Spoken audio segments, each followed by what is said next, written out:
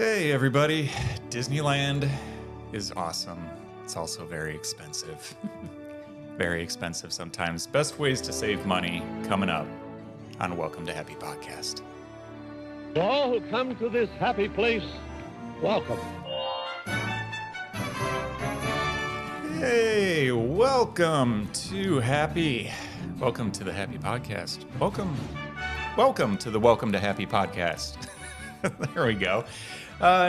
We never really dove into the name Welcome to Happy as of yet in all of our, how many, two episodes. 2 episodes. We haven't dug into that yet. What does Welcome to Happy mean, Shannon? That's a great question, Christopher. I would love to tell you. But I think you're the one that chose that name. Yeah, we went through several iterations. I liked Happy Brain Juice. That was like a serotonin fun thing, and so it was like, anytime we go to Disneyland, you're happy, and it's like, welcome to Disneyland, welcome to happiness, and it was just a good moniker, and also we didn't want to get sued by Disney one day and have to change the name, so it's suitably generic. It is, and what's nice about that is, although Disney is our main focus that we do, it allows us to also explore other places that just make us happy. We go to Universal Studios or Hawaii one day. Hey, something like that we could cover. But Disneyland is the topic of the day. Shannon, how do you feel about the amount of money we spend at Disneyland? I think I'm not going to answer that because I'm embarrassed.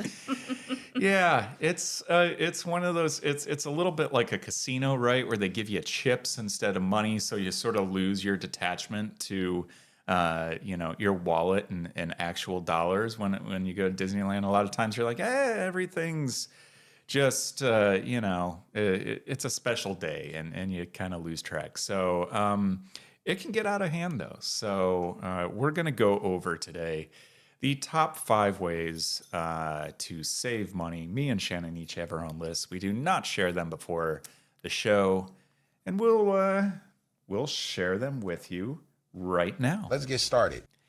Okay, starting out with Number 5. Yeah, and by the way, I did steal that clip from Comedy Bang Bang. If you're a Comedy Bang Bang fan, I stole their sound clips. I don't think they're copyrighted or anything. They're generic. Anyways, moving on to the number 5 way. So if you Google like how to save money at Disney, you don't get a lot. I mean, you will get a lot because of like SEO and blog articles and people like to write stuff, but Disney's a little bit like Apple, right? Which they don't really give a lot of discounts across the board. It's pretty rare to find, hey, Disney cards, gift cards, 25% off, or get your tickets at 50% off. They just don't run those specials like a lot of other theme parks do. So there's definitely opportunities here and there, but I'd say the most consistent way to just save a little bit of money is Target. If you're a Target member, you don't even need to get a credit card. You can get their debit card. You get their Target gift card, or not gift card, credit card, debit card, and you get 5% back. And that honestly is the best consistent way I've found to get a discount on Disney.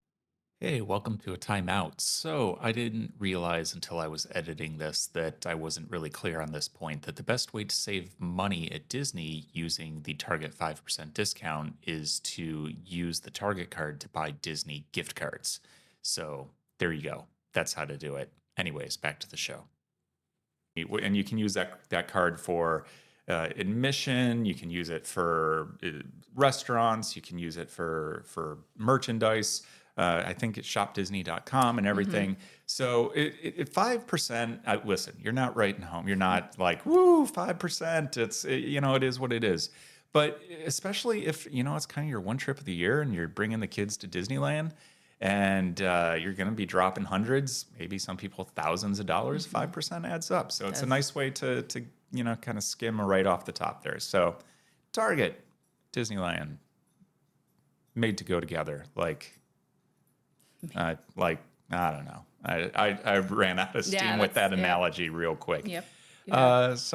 There we go. My number 5. Shannon, how about you? Yeah, so my number 5, and I want to acknowledge that most of my answers for this are based on a very privileged existence that we have.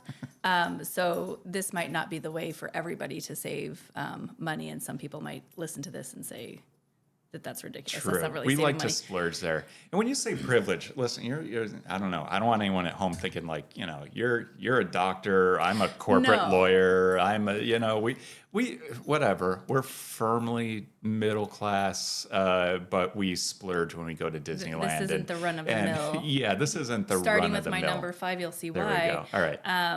If you have a Magic Key Pass, which a lot of people do not, use that as much as you can. That gets you a discount in the park, not at the kiosks and some of the other places. So to save money, because depending on which pass you get, is it 10, 15, and 20% that you can save? If you want to get that Mickey pretzel at the kiosk, you're not going to get to use your Magic Key discount. You would need to go to the refreshment. Is it the refreshment corner that we go to get that? Yeah. So just making sure that you are aware that you do have that savings if you have that Magic Key, and to utilize that. I'm kind of like, no, I want a pretzel now, but he's very much, I'll order you one right over there. Instead of going to the kiosk. Every nickel counts. Yeah, no, absolutely. So just making sure that you are aware that that comes with your Magic Key, and that you are utilizing it when you're able to. You betcha. I think when you use your Magic Key, it's one of those things, like every level has their own differing advantages and discounts. And there's we could put a whole chart up here behind it. It's pretty confusing. But as long as you remember kind of the key discounts you get across the park, and it really is one of those decision maker breakers that you have. Like if our son wants to buy a stuffed animal,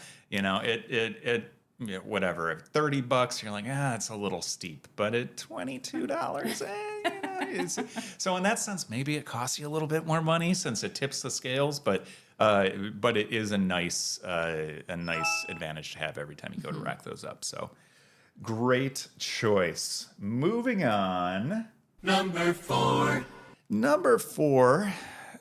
way for me to save money is get the basics before the trip, right? You're going to want to go and you go into the gift shops and you have your souvenirs. And I don't want to spoil that fun, because there's something about going there, getting your souvenirs at the park. And if you bring them home, hey, that was the one time I was there and I got this giant Stitch doll or something, whatever. Go ahead and save that. What I'm talking about are the basics, right? Your autograph books for the kids. Sometimes the little bubbler light up wands that they have, Mickey ears even. A lot of those, you're going to pay a real premium in the park. And they're just generic fun items. And especially if your kids are young enough, like 3 or 4, they're not going to know if you rang it up in the store or you just pulled it out of the backpack and you brought it from home. They love it just the same. So if you have kids, I'd say go with your basic souvenirs beforehand. A lot of Targets and shops and convenience stores outside of the Disneyland park, they still sell stuff at a discount. So you get those there.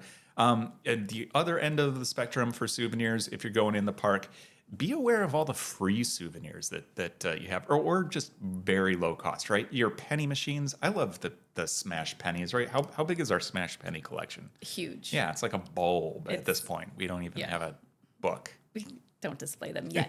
Yes. One day we'll tile a bathroom floor with them or something.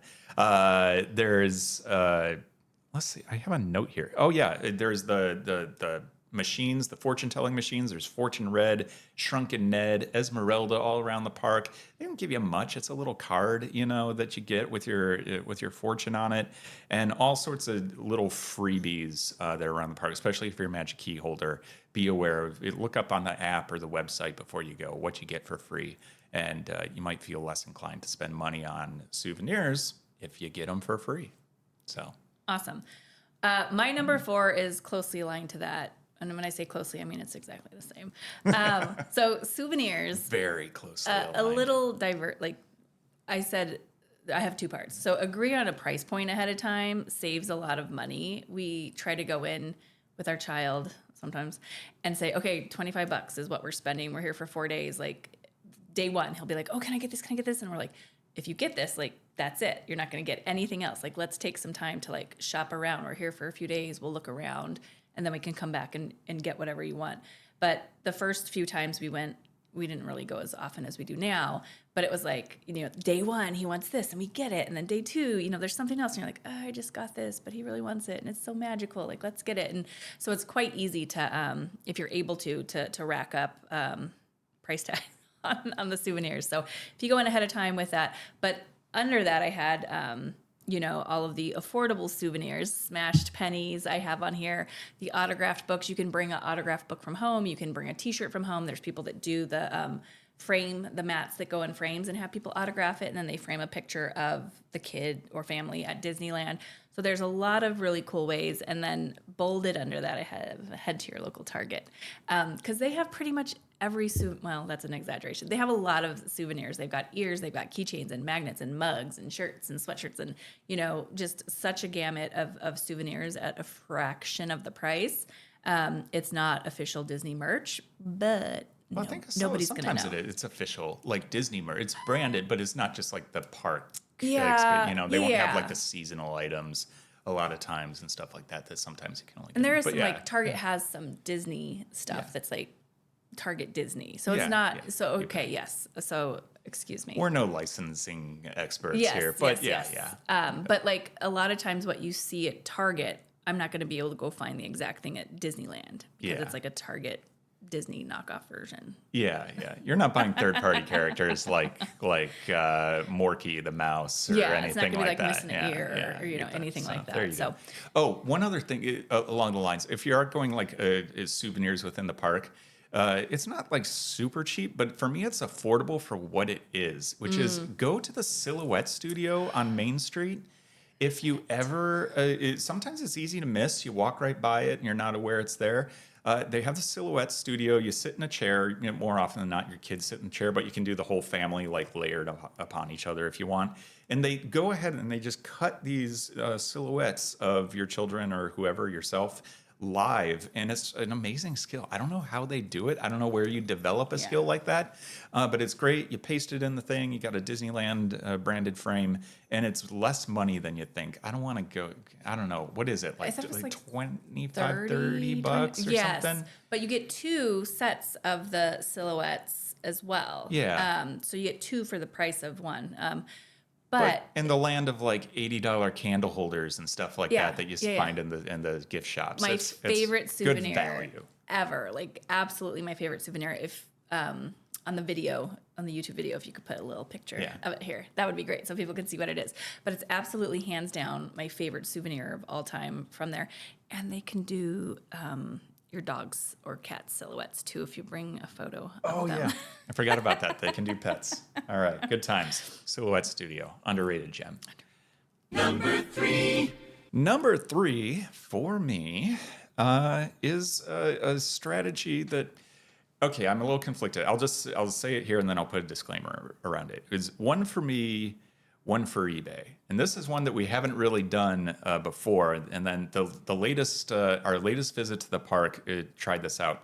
I'm not one for what do they call people who are just like buying up all of the hottest merch and then selling it on eBay and selling it at a premium price so that the people in the park don't have availability. I'm not a fan of like buying 8 to 10 of an item and buying it out and just charging exorbitant costs on eBay. Or is it, oh, we got the Hatbox Ghost. Here you go. If you're watching on YouTube, the last time we were here, the Hatbox Ghost, he's pricey. He was like $32, right? But you got a Diet Coke with it. And you get a free not free, you get a $32. You get Diet Coke included with your $32. So there's some value there. But yeah, it's pricey. I'm like, I'm not going to spend $32 on a piece of plastic. I'm not a big merch guy in general. As I say, sitting in front of a wall of merch, hey, we need to build a studio. What are you going to do? But if I bought 2 of them and I take one home and then I sell one on eBay, they were going for, a decent price. They're like $55, $60.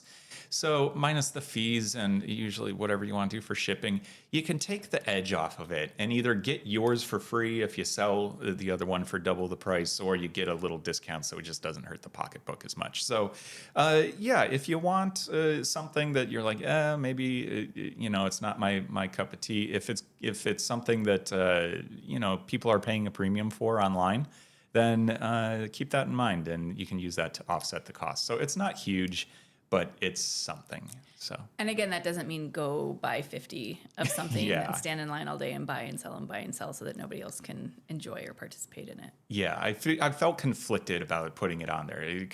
I haven't been like an eBay seller selling all this, but one here, one there, whatever. If it takes the edge off, yeah, there you go. This is kind of generic, but if you're a snack fanatic like we are, and everything that you see on Instagram that's a Disney snack looks amazing and you want to try them all, well, yes, buy them from a restaurant because you can use your magic card to save money.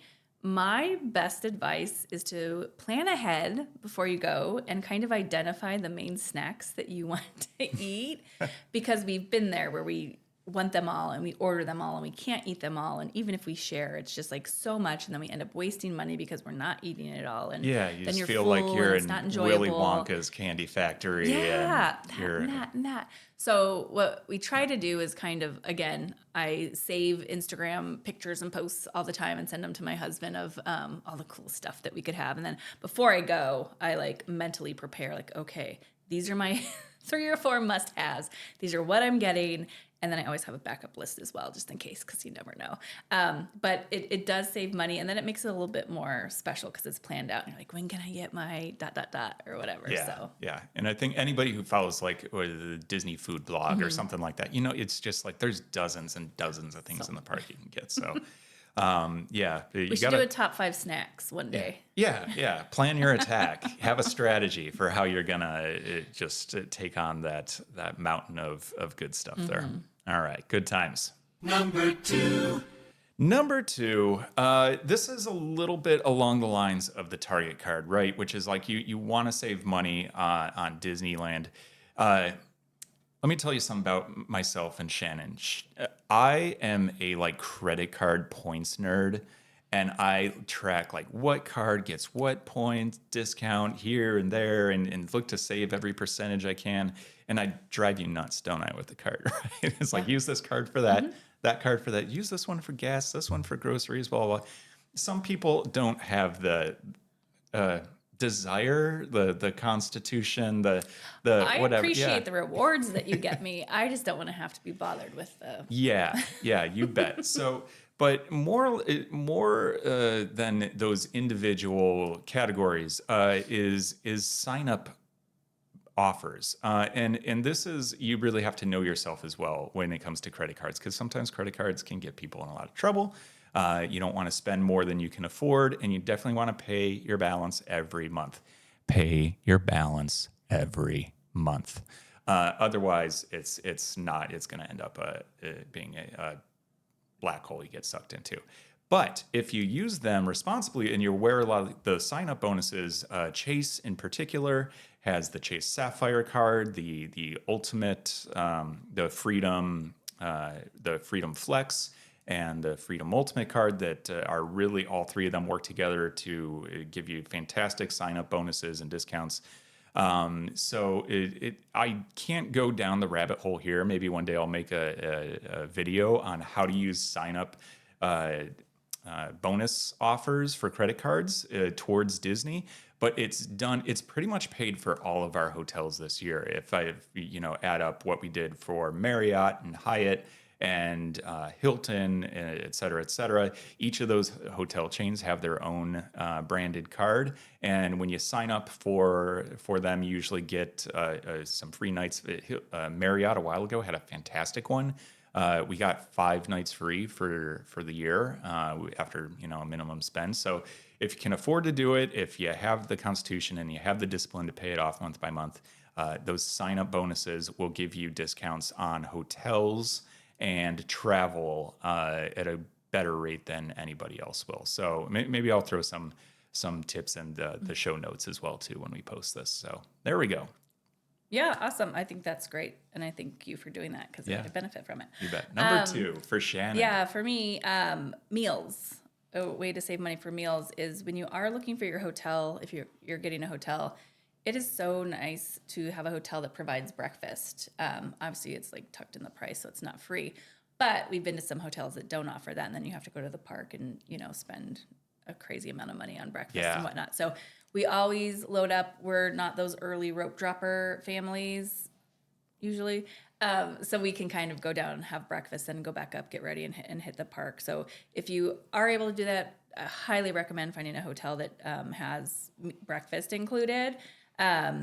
But even if you are a rope dropper family, right? Like if you're rope dropping, you're not rope dropping and running to the Galactic Grill, right? You're running to Space Mountain, or you're running to Rise of the Resistance, and you don't want your first hours in the park to be so eaten up by breakfast. No pun intended. No, absolutely. And then we typically, again, we'll eat breakfast at the hotel, and then we'll kind of snack throughout the day, planned.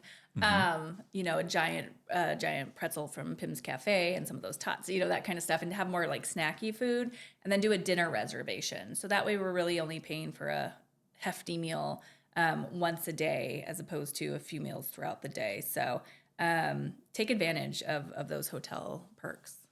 Absolutely. You bet. All right. Rounding into the home stretch.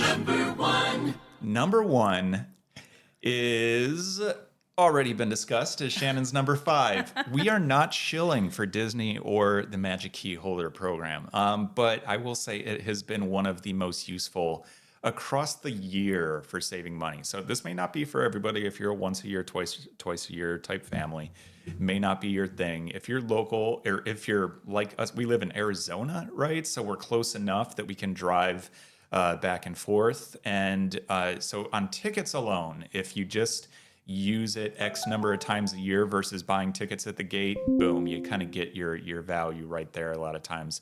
But then, as we mentioned before, once you're in the park, all those discounts add up. I won't go over it again. We already kind of just discussed it here and there.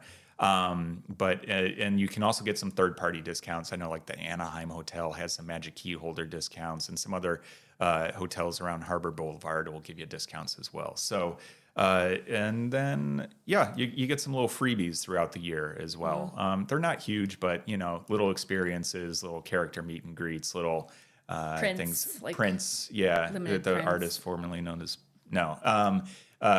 horrible joke. Yeah. I don't even know where I was Rolled my going with eyes. that one.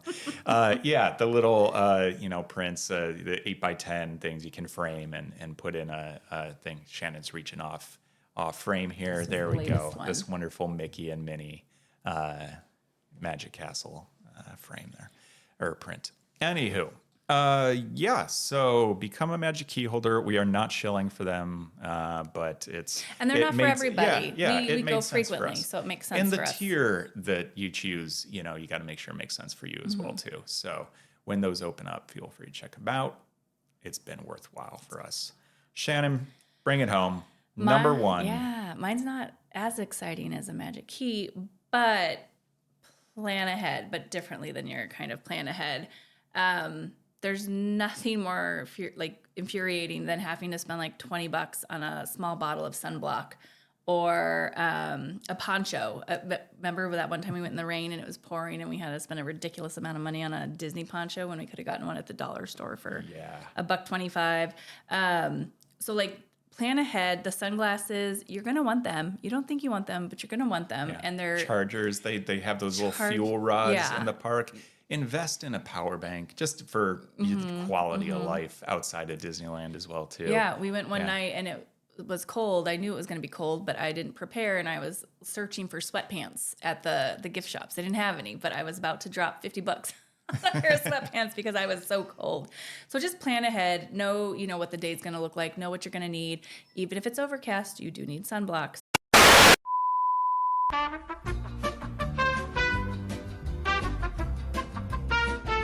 All right. For those of us who are watching at home on the video feed, we lost the camera. And if you're listening to the audio feed, maybe we'll just edit it cleanly so you don't notice. We'll find out how it goes. Anyways, Shannon, Final words on planning ahead. I believe we were in the middle of sunscreen and ponchos. Sunscreen, ponchos, sunglasses, all of those things. They cost a fortune at the park when you can get them at home for much cheaper. So make sure to pack those, bring those. You will use them. And if you don't, no worries, right? You bet. Yeah. And we'll do a video one day, I think is a great video to do, is like, what's in your backpack, right? What are the top things you need to bring to Disneyland that are just everyday essentials? And covering those and having them will definitely save you a lot of money, so you don't have to buy them when you need them. So great. If you have a bubble blower from Disney, you can bring your own bubbles and fill it up for way cheaper than buying a refill. There you go. Don't pay a premium for soapy water, everybody. That's the little nugget. Love it. All right, everybody. Thanks for listening. We got to put a section at the end here for once we have more than like, I don't know, how many people are listening out there, 12 or something. Should set up like a Twitter or a poll or something, so we have listener top fives that we can include or whatever. Yeah. We'll get on that. But anyways, thanks everybody for listening. We'll be back in another week or two with the next top 5. Tomorrow we're headed out to Oogie Boogie Bash. We might have a little need to talk about it type session to discuss that. So stay tuned. And thanks everybody. I don't know how much time we got left on the camera battery, so we'll wrap it up here. Have a good time, everybody. See you out at the parks. Bye. Ladies and gentlemen, boys and girls, Disneyland has now ended its normal operating day. We hope you've enjoyed your visit to the Magic Kingdom and that the memories you've made will bring you back again soon.